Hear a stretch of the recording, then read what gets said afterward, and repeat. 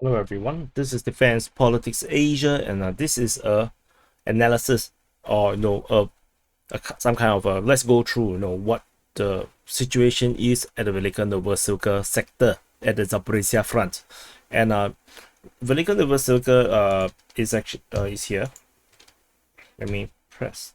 This is Velyka Novosilka, and this entire area here is basically what I call the Velyka Novosilka sector, and this is actually at the very easternmost part of the Zaporizhzhia Front.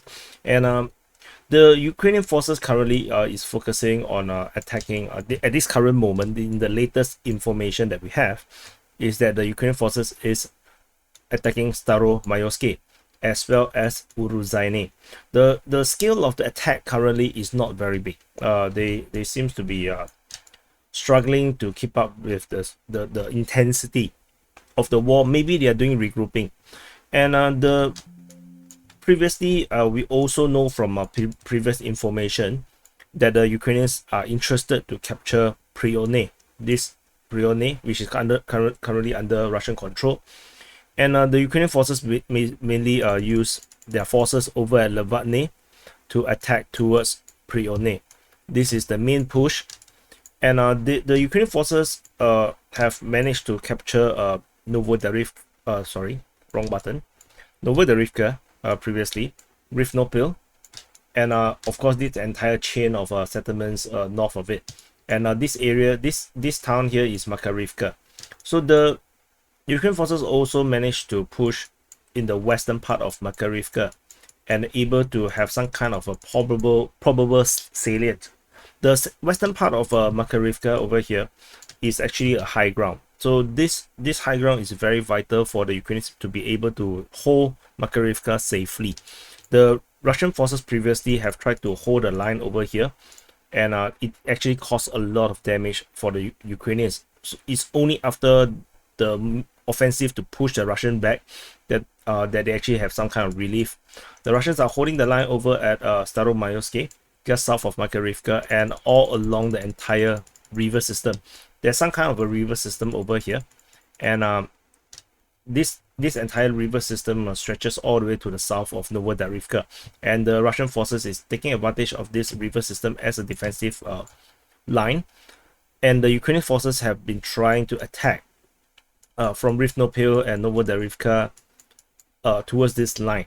The Russian previously had a much more forward line, but they, after the loss of Rifnopil, they realized that it's not holdable, so they actually all have withdrawn to this river line. And since the withdrawal, the Ukrainian forces have not been able to break through because the river line as a natural barrier has been very successful.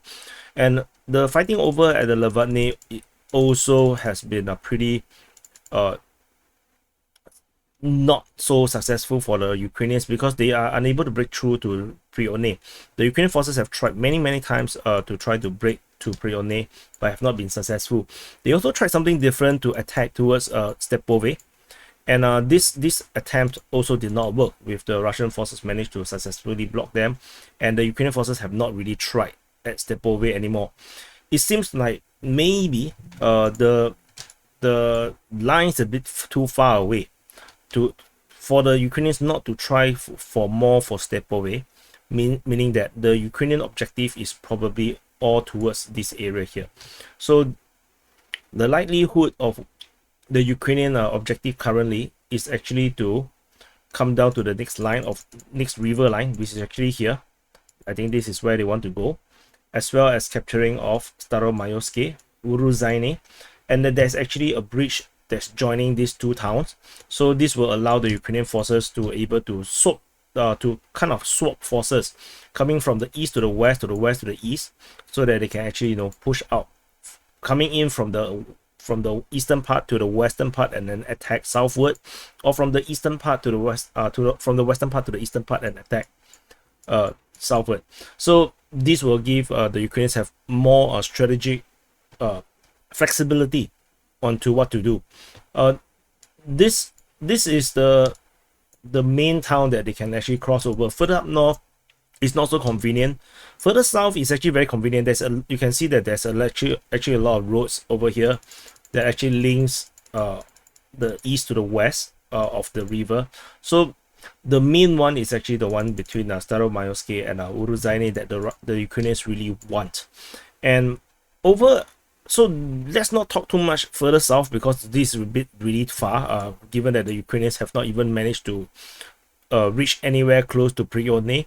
Not to mention the next river line. As you can see, there's another river across from Makarivka all the way to Volodine, all the way to Staromaiorske. So this next line of defense that the Russians will be holding, should Pryyutne fall or to Staromaiorske fall, that is the next line that the Russians can fall back to. And so even without reaching the main line of defense further in the south, where the Russians have the formidable defense line over in the south, the Zaporizhzhia defense line, even without reaching here, all these different natural lines of defenses is already a big headache for the Ukrainian forces. And over in the eastern part, where the Ukrainians seems to have entirely given up, was the attempt to actually to attack and capture this town of Novosilka and Kermanchak.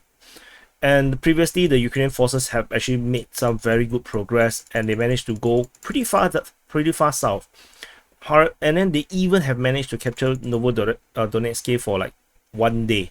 And the Ukrainian forces got pushed back by Russian forces after the Russians realized that losing this town means unable to defend the line. So after all this massive counterattack by the Russian forces, the current line we do know is that it's actually pretty straight all the way to the north of Urozhaine.